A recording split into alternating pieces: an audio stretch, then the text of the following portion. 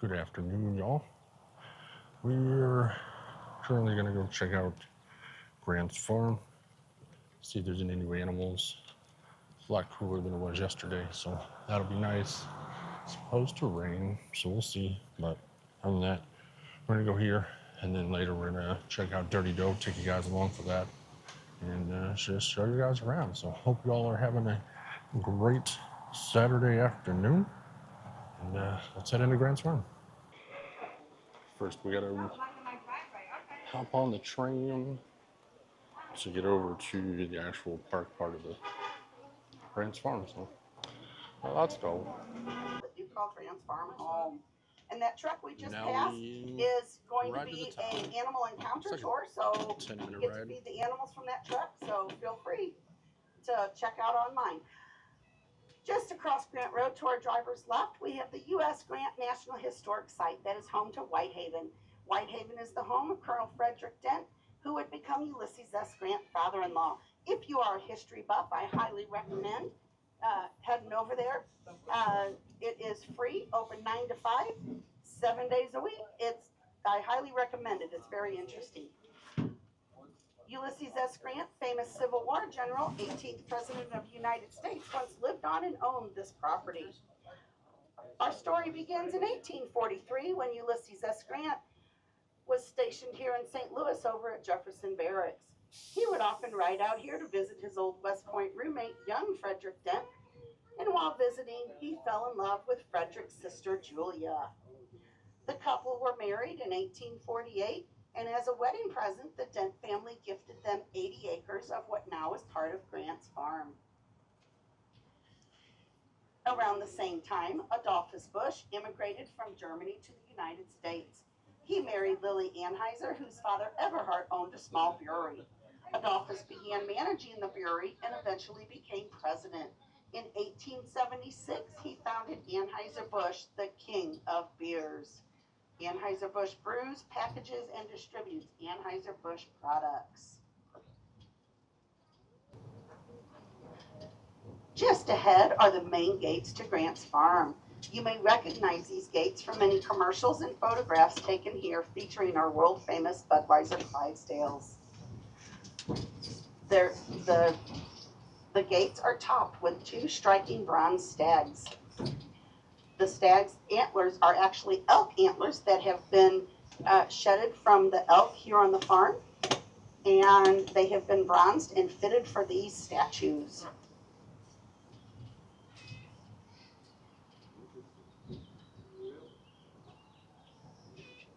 This gate, along with the fence to the left, were both built in 1913 by August Busch Sr. The gate to the fence to the left is made from 2,563 Civil War rifle barrels that were used during the Civil War. It was built as a unique memorial to commemorate all the Civil War veterans. If you look closely, you can still see some of the sights on those barrels. To the right, we have a cabin. The cabin was started being built by Ulysses himself in 1855, completed in 1856. Ulysses formed all the logs for this cabin. The cabin's been moved several times. In fact, it was on display for the 1904 World's Fair over on Art Hill in Forest Park. The Busch family bought the farm in 1903. 4 years later, 4 years later, they bought the cabin for $5,000 and brought them back to where it is today. We do have some cannons and Gatling guns that were used during the Civil War. And we have the wagons, the traditional Conestoga, and the second one is a Miller wagon, and that one can float across rivers. We do have fruit trees and beehives. The beehives are designed just like the Grant cabin.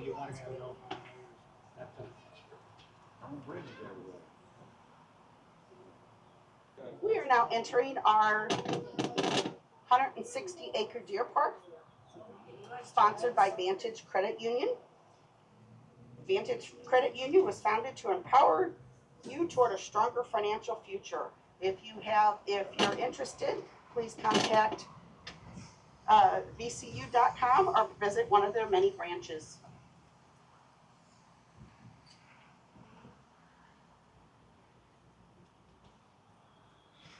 We do have a free roam farm, so we never quite know where our animals will be. So we will be, I will be looking for those and trying to find and see those animals. Oh, we have some to the left up here. Up to the left, we have our Scottish Highlanders. They are the largest purebred cattle in the world. They're by the fence. They're usually fluffy and they have bangs. Easy way to tell them apart. They're all taking naps. Yep, they're taking their afternoon siesta.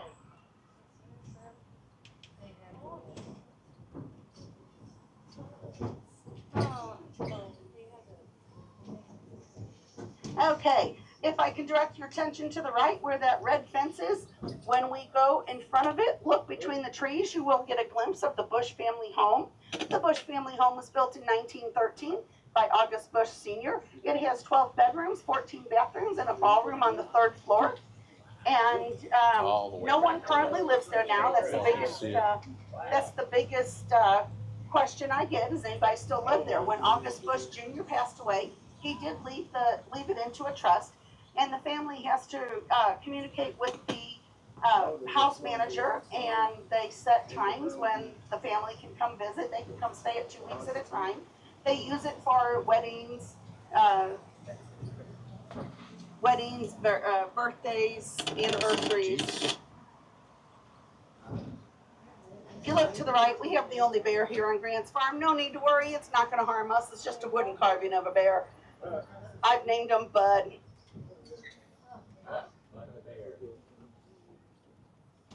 Up here on the right, we have our alpacas. We have like 3 or 4 alpacas on the farm.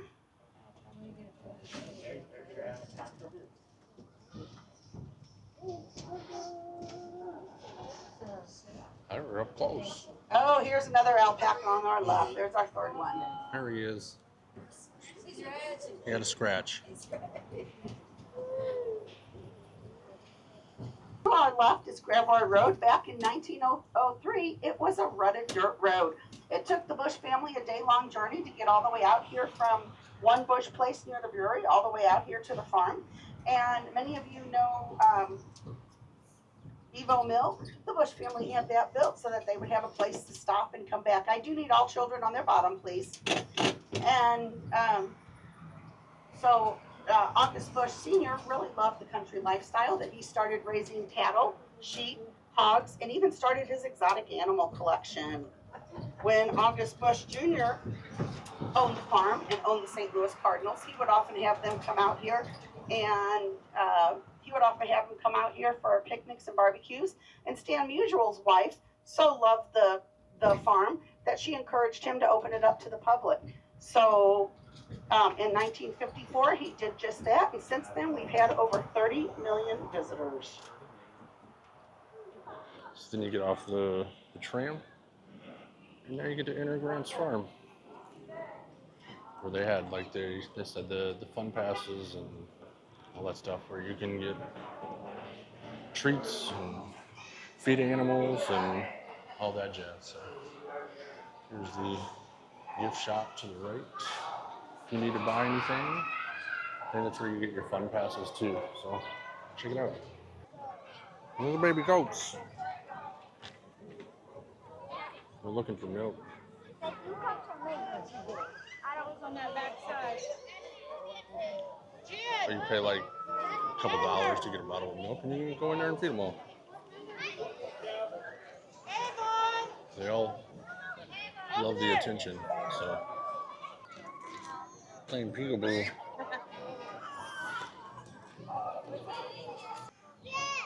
Chickens. Look guys, if this video gets 500 likes, we'll come back and we'll put Carter in the chicken pen and see if he can fight them off. Some peacocks. Then you got some baby peacocks. Check them out. They're so little. And then Mama's right there to watch them. Make sure nobody hurts them. But then they're also in the pen with the llamas. The alpacas and the llamas. They're so cute. Look at them. Got a wild peacock roaming through the park.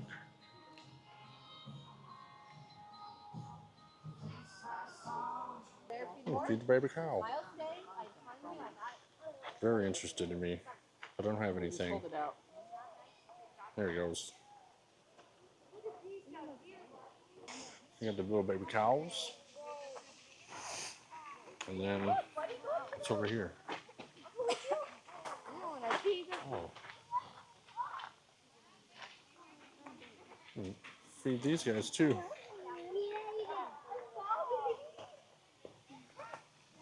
This new area was behind the pond. You just either go down this walkway or over there by the Dippin' Dot stand. But it's new and open, and you can feed the animals. And now we've reached the beer garden, which on each visit you get 2 free drinks provided by Budweiser and Anheuser-Busch. So don't forget, if you visit Grant's Farm, to come get them. Some current options for the day. If you want to pause it and check it out, go for it. So the fruit tea tastes identical to tea, which I don't typically drink tea, so it's kind of weird that I like it, thoroughly enjoy it. Maybe I need to try regular tea again, but it's really good.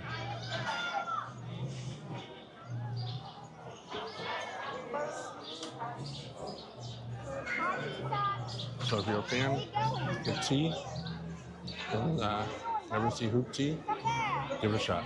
So far we have not had any luck seeing any horses. People on going, these are clean. Must have given away some horses, or they're over at the stables. I don't know what else to tell you on these, but they're not here.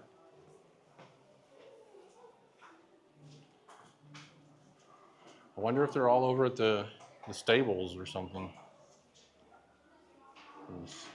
I don't see nothing. No horses today. It's a cool little room. All the saddles and stuff in there. Other than that, this horse barn is empty. Had our drinks. Now we're gonna hop on the tram to go back to head over to Dirty Dough. So let's go. The tram is in the beer garden, just so you guys know, if you're trying to leave and need to get on, do not go back to the original entrance where you got off, because they will not let you on.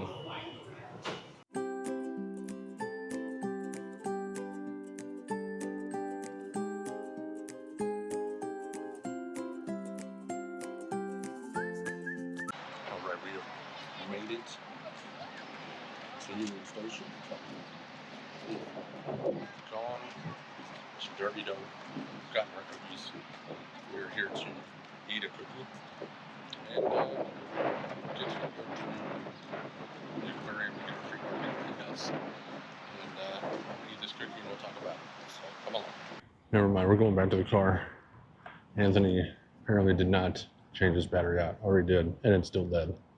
But we are enjoying this day. Hope you all are having a fabulous weekend. And we're gonna go eat a cookie real fast as soon as Anthony gets his battery changed. All right, we're back at it. We are now back, headed to Union Station now that Anthony has changed his batteries. And we're gonna find somewhere to sit and enjoy this cookie while the kids are dumping soda in the parking lot, in the middle of the parking lot, not even watching out for cars. So this is the reverse cookie.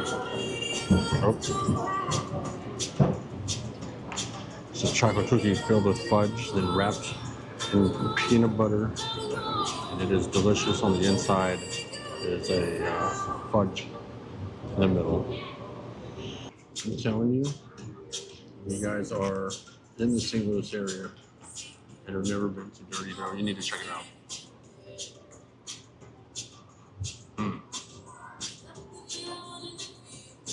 This cookie probably the best cookie I've ever eaten. Because I'm a big fan of chocolate and peanut butter.